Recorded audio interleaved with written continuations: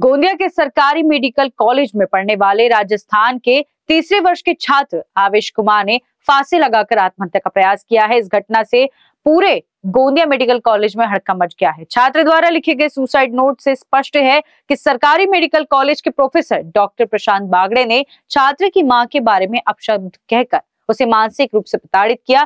छात्र का सरकारी मेडिकल कॉलेज के सरकारी अस्पताल में इलाज चल रहा है और उसका इलाज कर रहे डॉक्टरों ने उसकी हालत गंभीर बताई है।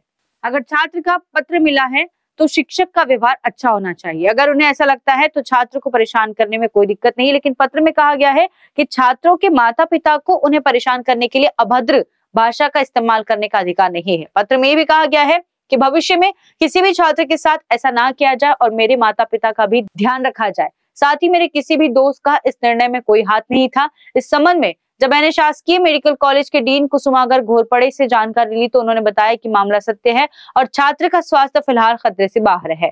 छात्र द्वारा किए गए कृत्य की जांच शुरू कर दी गई है। जांच रिपोर्ट के अनुसार आगे की कार्रवाई की जाएगी। ये जानकारी गोंदिया मेडिकल कॉलेज के डीन ने दी है।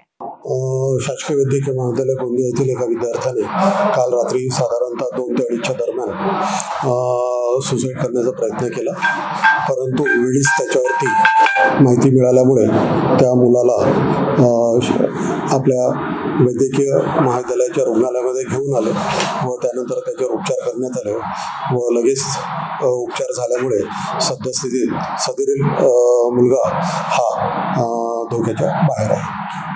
यामध्ये जी काही मुलांचं म्हणणं असेल त्या संदर्भात आम्ही एक चौकशी समिती नेमण्यात आलेली आहे महाविद्यालय स्तरावरती। सदरील चौकशी समिती ही मुलांशी व सदरील विद्यार्थी यांच्याशी चर्चा करून व त्यांचा बयान वगैरे घेऊन त्याप्रमाणे अहवाल आल्यानंतर यामध्ये योग्य ती कारवाई करण्यात येईल। साइड नोटमध्ये एकच कारणचं नाव मेन्शन केलेलं आहे, त्याच्यावर काय सांगता?